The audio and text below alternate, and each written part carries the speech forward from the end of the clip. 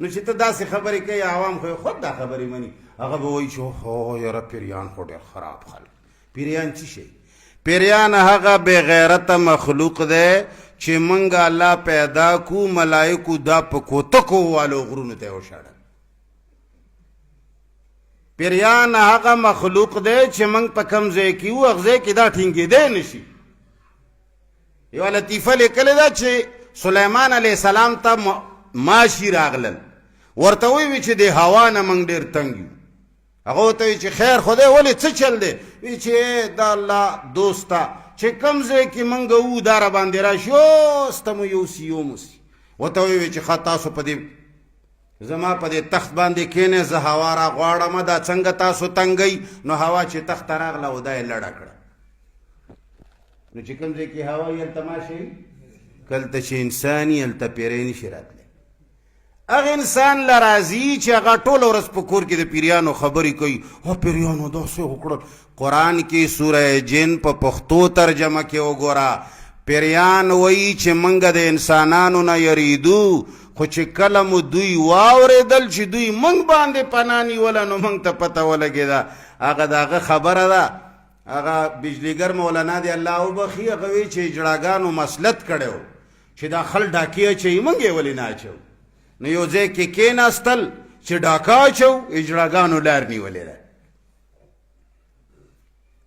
نو روره چې کله ور باندې یو ځوان راغلی دی نو دا اجړا یو ورغلی دی نو اجړا خو چې خبرې کوي داسې ورسره خوځي ورته چې ودرېږه. نو چې هغه پېژندلی دی چې دا خو الله چې دا بل مخلوق دی. هغه ورته شین کوتک راغستی دی غربولی دی. مشر یې چېرته خوا کې ناست و هغه ورته چې راځئ وایي پېژندو بس.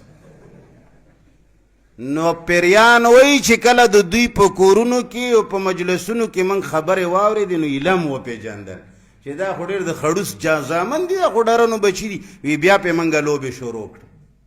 زما کور ته د پیری راشي د بل هغه سړي کور له د پیری راشي چې هغه نه دا خبرې مني او نه کوي. جن ځان له مخلوق دی خو د انسان نه لاندې دی.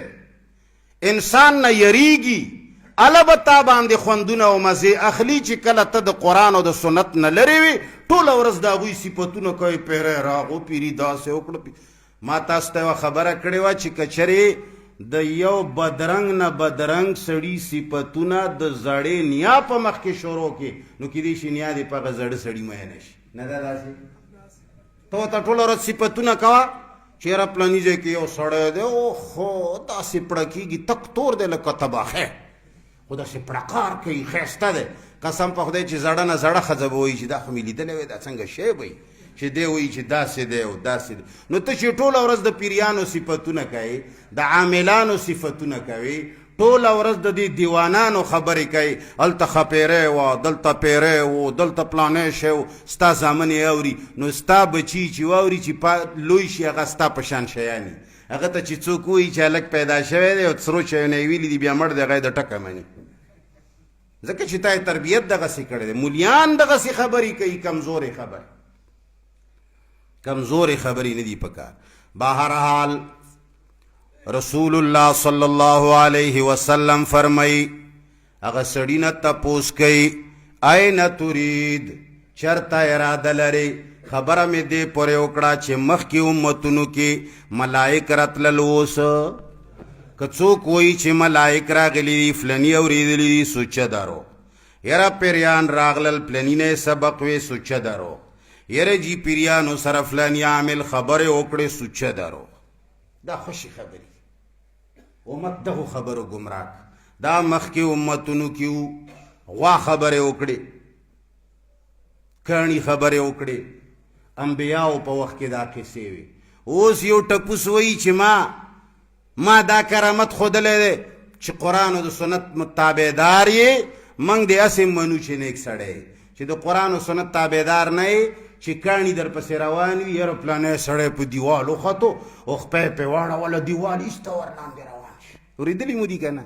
دا خوشي دروغ دي. کتابونو لیکلي دي او خلقه دا زه چې خپل موضوع پرېږدم دا نورو خبرو لزم په دې وجه زم چې زه چې دا خبرې عامې دي چې دا ختمې شي. دا دروغ یوازې خلق نه وایي دا په کتابونو کې لیکلي دي. ولی کتاب چا لیکلی دی؟ محمد رسول الله لیکلی دی؟ جبرائیل امین لیکلی دی؟ الله را لګلی دی قرآن نه علاوه بل کتاب؟ دا کتابونه مولیانو لیکلی دي. په مولیانو کې دروغجنم شته، په مولیانو کې رښتینیم شته، په مولیانو کې د خدای نه یریدونکي شته، په مولیانو کې د الله پاک نه منونکي شته. هر قسم مولا دی کتاب یې لیکلی دی. نو په دې خبره به نه غولېږي چې پلني کتاب کې پلنی صفحه کې لیکلی دي. هر څه شی لیکلی دي.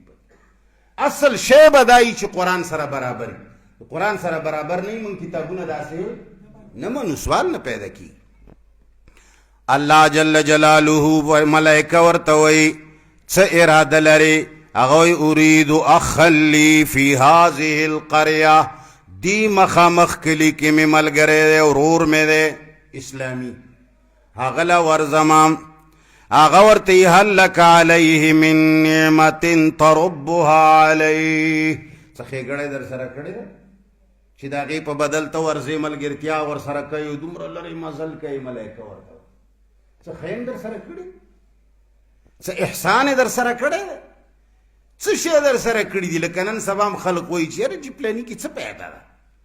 دې زړه کې وایي چې که چا کې دنیاوي فایده نه وي نو بس هغه اړو انسان نه دی.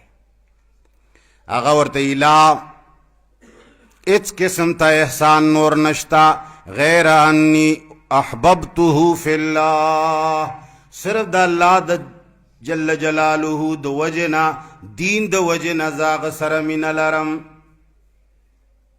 اسلام په وجه خالص د الله د رضا دپاره ورسره محبت کوم، هېڅ قسم ته څه بله خبره نشته. نو هغه ملایکه ورته وایي فانی رسول الله الیک، زه د الله د طرف نه رالیږلی شوی پیغام رسان یما، زه الله را لېږلی یم بان الله قد احبک کما احببته فیه، لکه څرنګه هغه سړي سره ورور سره ته د الله دپاره مینه لرې، دغسې الله تا سره مینه لري. زه یې رېږلی دې دپاره یم چې تا له خوشخبري درکم چې ته په الله ګرانې. نو نیک سړي سره تعلق ساتل، هغه نیک چې هغه الله نه یریږي. نیک دې ته نه وایي چې پیر صاحبي، باچا صاحبي، کاکا صاحبي، مفتی صاحبي، ملا صاحبي، شیخ صاحبي، دا نیکان نه دي، دا کاروباریان دي. نیکان به پکې ګورې، دا یوه پیشه ده. زمیندار ځان له یوه پیشه ده، خلقه پوهېږئ په دې. زمینداري پیشه ده، ترکاڼي پیشه ده، مستریتوب پیشه ده، کویانو کنستل پیشه ده، چتونو جوړول پیشه ده، سریې جوړول یوه پیشه ده، دقسې قرآن او سنت کتابونه پړاوول دا مې یوه پیشه ده. دې نه اوس یوازې دین نه دی پاتې چې دا یوازې دین دی. هغه د محمود غزنوي خبره را یاده کې چې خپلو طالبانو نه به یې پوښتنه کوله، چا به وي چې امام به جوړېږم، چا به وي چې شیخ به جوړېږم. وایي دا ټول د دنیا دپاره دي. دا یوه پیشه ده، لکه څنګه به چې زمیندارو کې دیندار لټوي، دغسې به دې پېښاورو مولیانو کې به دیندار لټوي. هر پیشے والا کې ښه خلق شته او هر پیشے والا کې ناکاره خلق شته. نو چې کم نیک خلق دی، الله نه یریدونکی دی، اعمال خصوصا معاملات د شریعت مطابق دي، پرده شرعي ده، تعلقات تګ راتګي شرعي دي، ناسته پاسته اسلامي ده. نو دغسې خلقو سره تعلق ساتلو باندې الله خوشحالیږي. الله به بیا تا سره مینه کوي چې ته کله خلقو سره د الله دپاره مینه کوي. واخر دعوانا ان الحمد لله رب العالمین. اللهم صل على محمد وعلى آل محمد كما صليت على إبراهيم وعلى آل إبراهيم إنك حميد مجيد. یا الله د حاضر جمع ایمان کامل نصیب کا. یا الله کم ځای نه چې څوک راغلي دي په دې باران کې، یا الله قدمونه یې نیکۍ تلو کې واچوه. یا الله دا مونځ پروردګار ستا د رضا ذریعه وګرځوه. یا الله جنت ته د تلو ذریعه وګرځوه. یا الله په کور کې بهترین افراد پیدا کا. یا الله خدا پرست خلق پیدا کا. یا الله زمون کلی زمون محلې په دین آباد کا. یا الله په قرآن و سنت و په علوم آباد کا. یا الله زمونږ واړه او زاړه په قرآن مین کا. یا الله لوی واړه او زنانه او نارینه په قرآن پوه کا. یا الله د قرآن او د سنت تابعداري ورته نصیب کا. یا الله هر قسم شرورونه موږ وساته. یا الله کم چا چې موږ سره هر نمونه احسان کړی دی ته ورسره احسان وکړه. یا الله چې چا موږ سره څه ښېګړه کړې ده یا یې کوي ربه ته یې ملګری شه، ربه ګناهونه معاف کا. یا الله چې د چا د لاسه موږ دلته راغلي یو، دا درس قرآن جاری دی او دا منډه ترډه او محنت پکې څوک هم کوي، څوک پیره کوي، څوک ولاړ دی، څوک ناست دی، څوک اورېدل کوي، څوک زده کول کوي. یا الله د ټولو ګناهونه معاف کا، یا الله د ټولو درجات بلند کا. یا الله په جومات کې ملګري نه راځي، وړوکی دی، زموږ د جومات د لویولو انتظام وکړه. یا الله د جوړولو انتظام یې وکړه. یا الله زمونږ جرنیټر او وسایل نشته، کمزوري دي، موږ ټول پکې ورته نشو چلولی، دا خلک ګرمۍ ته ناست دي. ربه ته د تمامو انتظاماتو کولو والا. یا الله زمونږ تمام اسباب و وسایلو انتظام ته وکړه. یا الله زمونږ تمام ضرورتونه ته پوره کا. یا الله زمونږ مدرسه او جومات ته جوړ کا. یا الله د دغو خلکو کورونه آباد ساته. یا الله چې څومره اورېدلو والا دي، لاس پورته کولو والا دي، ربه په قرآن مین کا. یا الله د قرآن تابعداري ورته نصیب کا. یا الله د جهنم د لارې نه یې وساته.